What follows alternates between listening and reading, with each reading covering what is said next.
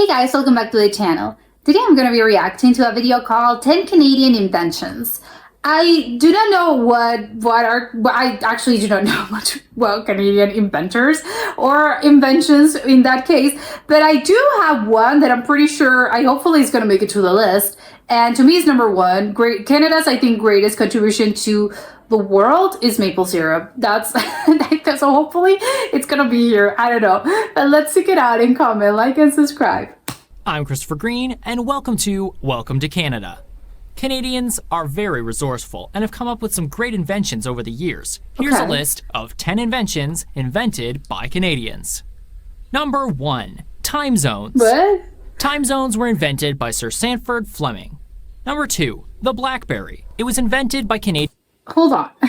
So the time zones it wasn't that in Great Britain, I want to say London, but maybe it was a Canadian guy that came up with the idea of, you know what, we need time zones. It doesn't make sense that it's 6 a.m. here and in Australia it's also 6 a.m. That seems crazy. Actually, I have no idea how the world worked before this. It seems wild to think. I think my mind turns into mush if I think about this too hard. Canadian Mike Lazardis. While it might not be the most prevalent smartphone these days, the BlackBerry as in the phone. I thought for 1 second it was the fruit, and it was like, what do you mean the fruit? Oh, the BlackBerry as in the phone. Okay. Was one of the first. And people were walking around with their eyes glued to their BlackBerries long before they had their eyes glued to their iPhones or their Androids. Number 3. Wheelchair accessible buses. The first wheelchair accessible buses were invented by Walker Harris Callow in 1947. He designed the bus to accommodate veterans who were coming back from the Second World War. A lot of these veterans had injuries that required them to use a wheelchair. Unfortunately, getting onto public transit in a wheelchair wasn't very easy. Yeah, because I would have thought, well, yeah, maybe not. I'm being very, very hopeful about this, because what do you mean the buses don't really have? It's not accessible for wheelchair users. That you would think, those things go hand in hand. People with disabilities and stuff, they obviously need to use the same things that everyone uses. So you would think, well, like ramps or something. They were created at the same time as stairs, something like that. So it sucks that and someone had to invent this. I don't know. It's crazy. At least until Walker came along and invented his wheelchair accessible buses. And speaking of wheelchairs, let's move on to number 4. The electric wheelchair. Oh, really? Canadians really care when it comes to not allowing a disability to become a disadvantage. And this care was, as it should, yes, that's completely the spirit, shown by George Klein in 1952 when he invented the electric wheelchair. Number 5. The Canada Arm. I thought it was maybe a little bit older than this. The Canada Arm is a giant robotic arm used on space shuttles. And more recently, it's been used on the International Space Station. And what does it do? As the name implies, the Canada Arm is a Canadian invention.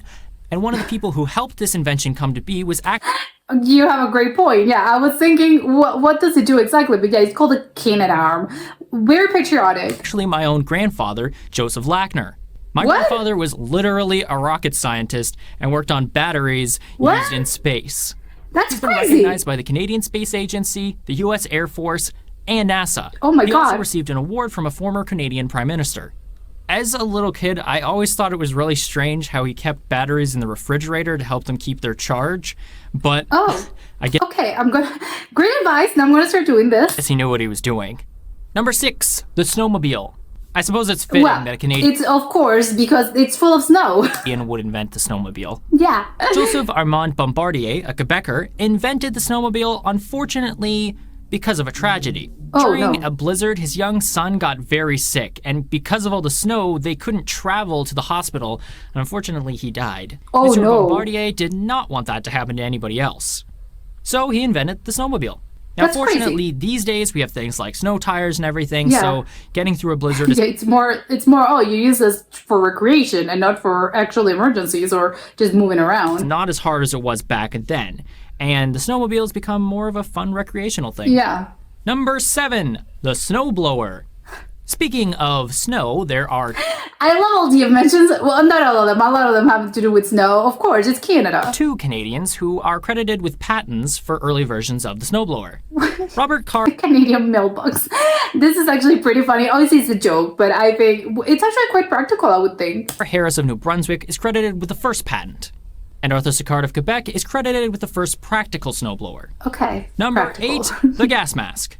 Oh. During the First World War, Germans used poison gas against the Allied troops. Dr. Clooney McPherson, a Newfoundlander, modified a helmet taken... What's up with the... Is this Egypt? Yes, obviously, I'm seeing a pyramid. What's up with the Egypt in Canada? What's happening there? ...from an enemy prisoner. Using this, he created a gas mask. His efforts saved... This looks frightening. This whole... I don't know if it was a patent or the first gas mask was like this. It looks scary. It looks frightening, and I don't want. I don't know. This is giving me the creeps. British, Canadian, and other Dominion lives. Number 9, the Robertsons. I think everything that covers someone's face and people's faces with goggles and stuff. I don't know. It gives me. I think it probably reminds me of masks from horror films or something. They look crazy. I don't know. There's something about them that it's really unsettling. Screw. That's right, that screw with a little square indent for your drill or your screw to get in there. It was invented by Canadian P.L. Robertson in 1908. And last but definitely my favorite on the list. What did they use before? The circular ones? Number 10, the egg carton. I think this one's especially cool to us who are in the news media industry because it was invented by a newspaper editor. That's right, in 1911, British Columbian newspaper editor Joseph Coyle. 1911. So how did people do with their eggs before this? Maybe because people, again, taking a wild guess, they had their own. The eggs were at home. You didn't have to buy them because you had your own chickens and you just put them in a basket maybe. But when they started being not mass produced, but when they started being sold, maybe they had to figure things out. I'm gonna give you a basket with eggs. I don't know. I'm so curious about this, but it's crazy that it took so long. 11? What did people again? Well, maybe again, yes, people didn't buy eggs back in those days. You had your own chickens. Invented the egg carton. I love these interesting origin stories, and this one develops from a dispute between a local farmer and a local hotel owner. Basically, this farmer sold eggs to this hotel owner, but when they showed up, they were all cracked, and I'm guessing the hotel... Okay, exactly, but how did they... Okay, so my theory, no, absolutely not, but how on earth were there in crates? The crates doesn't seem that practical because, again, they're going to break. The hotel owner was kind of like... These eggs are cracked. Yes. I will not receive these eggs. I want my money back. Correct. And the farmer was like... Hey, look, man, it ain't my fault that the eggs got cracked. I wasn't driving the truck. Maybe. Well, but yes, you have to put the thing in something that, and especially eggs are so delicate, you have to figure things out. Again, people lived wildly back in those days. You just cracked them so you don't have to pay for them. You expect me to fall? Oh, he thought he did it on purpose, and no, it wasn't a truck. You just break them. You just broke them on purpose. No, of course not. Why would I do that? That old trick? And it just kind of got messy. I mean, I guess it already had the eggs got broken, and that's messy. The editor, Mr. Coyle, solved the problem by creating the egg carton, which allowed the eggs to be transported without jiggling all around and breaking so much. So before this, what I'm guessing is that it was commonplace for you to buy eggs and, some of them came cracked. Well, life happens. No, what were people doing? So you see, newspapers are the community's best friend. Wink, yes. Wink, wink. So there you have it, 10 Canadian inventions. Hey, you there! Make sure you like this video and subscribe. And click that little bell down there. Make sure you get a notification every time we make a new video. Alright, y'all come back now. You hear? Okay, this was, again, the eggs really, they messed with my mind. I can't believe it took so long for people to create this. I'm wondering if there was something else that I'm unaware of, and it wasn't just eggs in crates just breaking all over. I can't, whoa, because I'm thinking as a customer, obviously this was a hotel, obviously they needed a lot of eggs, but I'm thinking of the normal people, average citizen, were they buying eggs? If I had to buy eggs to eat, I had to buy, well, yeah, because if all of them came broken, yes, I'm gonna have to buy 100 eggs, because who knows, maybe 50 are broken and I'm gonna have to use the 50. I don't know, it seems crazy. People just live wildly. Imagine how many wasted eggs people used to have back in those days. Again, seems crazy to me that it took so long for them to invent this. And I'm guessing it was an actual thing, a worldwide thing, because the egg carton is something that everyone uses. So it's not, it had to come from a Canadian that was, you know what, guys, there's gotta be something better. We can't live like this. And yes, I'm so happy he created this. One of the things, I guess it's not really, because compared probably to other things on the list, like the snow blower or the snowmobile, the Canadian arm, the electric wheelchair, I don't know, those are all practical, probably more practical things that are sort of, they're used in certain environments, and I don't know, it's more, probably you would rank it higher because of the importance, and I kind of get it. And obviously the technology that it took for them to invent this, and yes, of course.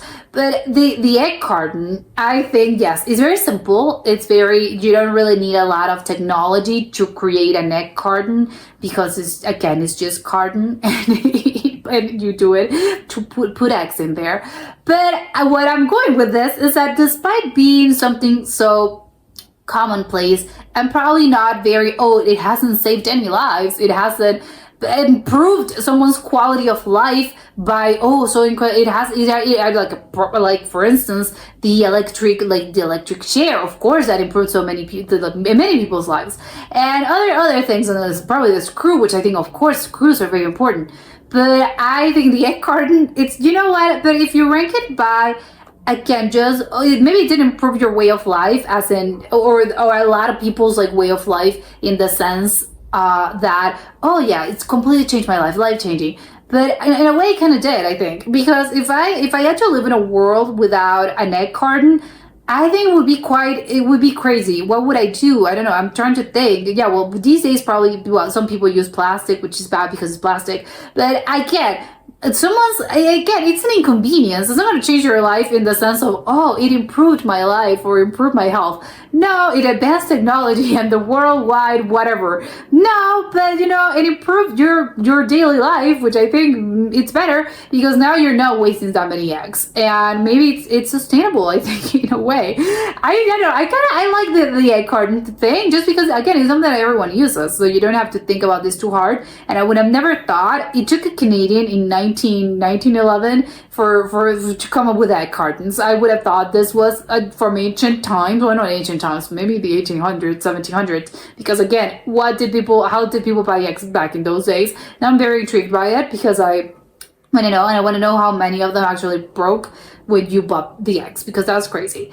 The other, obviously, I think there are more important inventions, as the wheelchair accessible bus, and yes, the screw. I don't know much about the screw situation, because I am not, I don't know, like, again, I don't think I've used the screwdriver a couple times in my life, but I'm not really that aware. I know they have different numbers or something. I know it's the square one. I don't know how much, what a difference that it makes. I know it was not a circle. I think it's in a cross shape, I believe, but I don't know why that's important. Obviously it is important. I would think every little single piece of, like a nail, a screw, all of those little things that you need to build, and to build things, build houses, build things in general, are important. But I don't know what the difference is and what the importance of this, what is called the Robertson screw.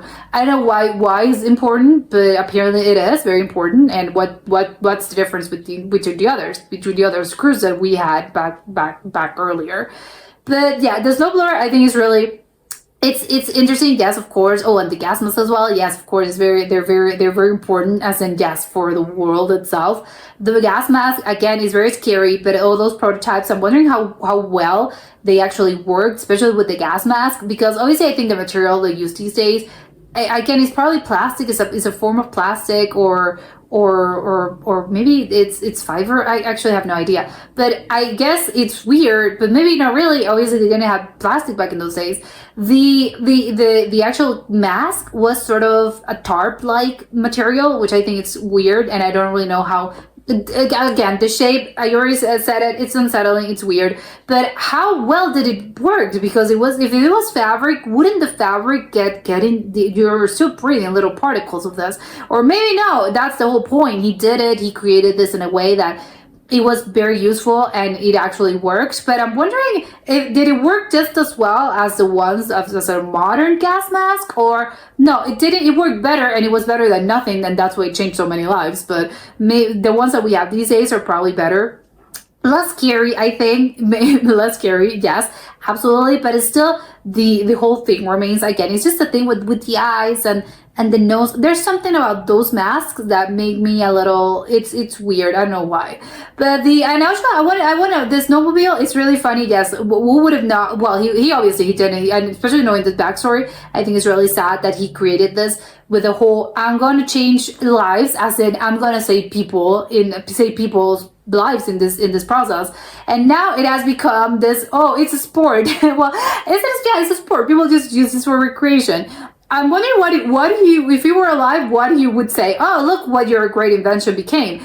Maybe he was, well, yeah, I mean, he's probably happy that people are not dying, and well, yeah, maybe good thing that we have other things in this time period, in this day and age, that people are not dying just because they don't have access to move around a storm or around snow. But I think it would be funny for him to know, oh, now your great invention that you actually created to save lives, now it's just, oh, it's a fun winter sport and people use this because it's fun. So I wonder what he would say. And as for the Canadian arm, I think I would love to know what it does, because obviously he talked, yes, it's a thing that they use in the international space station, but I want to know what it actually does. It's an arm, yes. What else would I want to know? I want to know what it does. Does it have a hand? Why do they use this? Do they use this to grab samples? I don't know, to grab samples from the moon, I don't know, or for meteorites? No, because meteorites are not just running around wild. But yeah, maybe I don't know much about space, but so I don't really know, but I would love to know what the actual Canadian arm does, because it's obviously something incredibly important. It changed how we think about space exploration and yes, things in space stations. But what does it actually do? I'm so curious. Maybe it's just to grab samples. That's what I would think. Or maybe it's for repairs as well. Now, because if you obviously have a rocket ship, or even the space stations, how are you able, if there's some like the engine is failing, or I don't know, you have to fix something. How are you able to do this? Because it's not as easy as a mechanic going, oh something's wrong with my car, I'm gonna check the engine. No, it's not that easy. So maybe that's why they use the Canadian arm. I don't know, but I do have to say, yeah, I did mention maple syrup. These are obviously more important and more real inventions, but it's crazy. Wow, a lot of Canadian inventors invented a lot of things that I wasn't aware, and things that again people use every day, or they have really changed just the life in general. So crazy. And well, yeah, thank you, Canada, I guess. But that was it for today, and I'll see you next time. Bye.